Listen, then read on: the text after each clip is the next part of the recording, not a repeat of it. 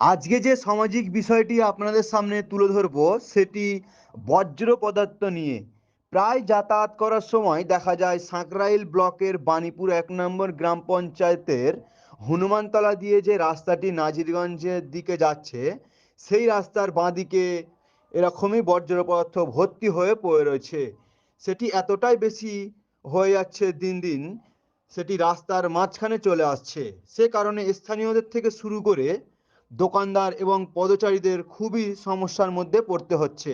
পদচারীরা এবং দোকানদাররা, স্থানীয় লোকেরা সকলেই চাইছে বর্জ্য পদার্থর একটি ঘর বানিয়ে দেওয়ার এবং সপ্তাহের কমসে কম একবার এটি পরিষ্কার করার। অনেক সমস্যা আছে দাদা, অনেক সমস্যা আছে। সব মাল লোক ফেলে ফেলে যাচ্ছে, কিছু বললেই লোক বকে। আর 2 বছর সে এই জিনিসটা হচ্ছে।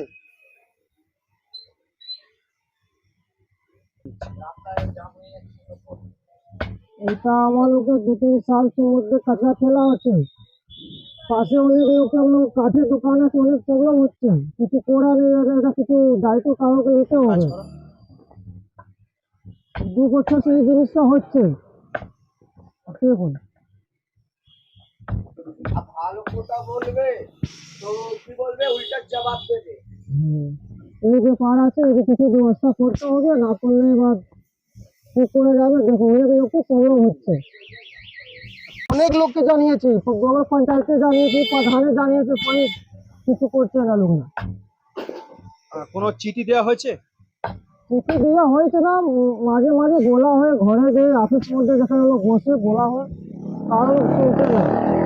আর সবাই তো লোক দেখতে চোখের সামনে, দেখতে পাচ্ছে না। এখন কি চাইছেন আপনারা? এখানে পরিষ্কার চাইছি আমি। না, এখানে কিছু ঘর নেই। ওটা কি চাইছেন? এটা সাইডে ঘর করে দিলে খুব ভালো হবে, না তো কিছু ব্যবস্থা করতে হবে।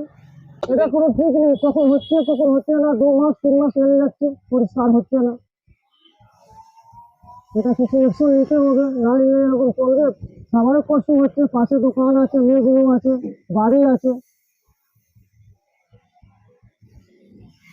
আর পঞ্চায়েতের লোকেরা কিছু করছে না। ভোটের সময় আসবে, ব্যাস হয়ে গেল। স্বচ্ছতা দূরীকরণের জন্য ভারত সরকার এই অ্যাপসটি চালু করছে, স্বচ্ছতা। এই অ্যাপসটি প্লে স্টোর থেকে ডাউনলোড করে তারপর এটি ওপেন করবেন, ল্যাঙ্গুয়েজ সিলেক্ট করে তারপর নাম্বার সিলেক্ট করে ওটিপি দিয়ে যেখানে ময়লা আছে সেটা ছবি তুলে পাঠিয়ে দেবেন। খুব কষ্ট হচ্ছে, দোকানে যত কাঁচড়া সব উড়ে উড়ে চলে যাচ্ছে, সবে খুব কষ্ট হচ্ছে। কি করব? কতদিন ধরে এই সমস্যাটা হচ্ছে? এই 2 সাল से হচ্ছে এই রকম। এখন কি চাইছেন আপনারা? हम लोग কি করব? পঞ্চায়েতে না ওকে সুধার করছে, তো কি করব?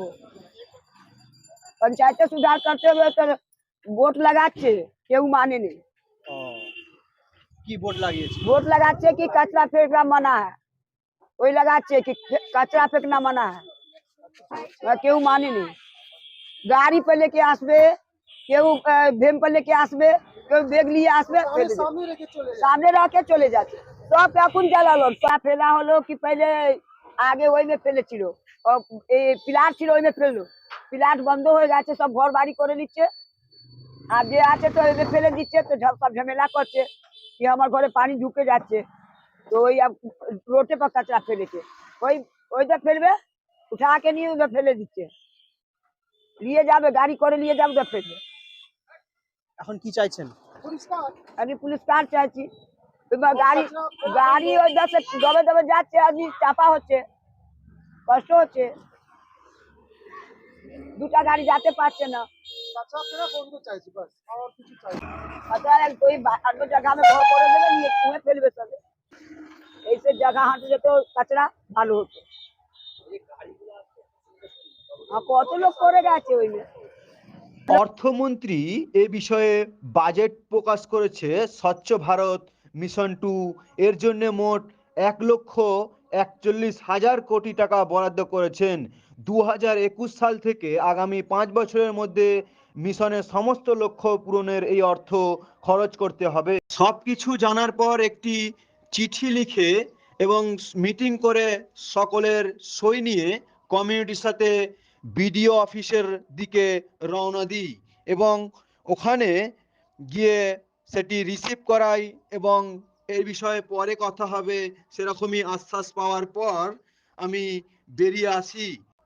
এই অসাধারণ যাত্রায় আমাদের সাথে যোগ দিন, কারণ আমরা গ্রামীণ ভারতের স্বচ্ছ এবং আকাঙ্ক্ষাগুলিকে উন্মুক্ত করে বজ্র পদার্থ শক্তির প্রত্যক্ষ করি। আমাদের সাথে থাকুন, সাবস্ক্রাইব করুন, বোতামটি টিপতে ভুলবেন না, যাতে আপনি প্রত্যেকবারে আমাদের ভিডিও পেতে পারেন।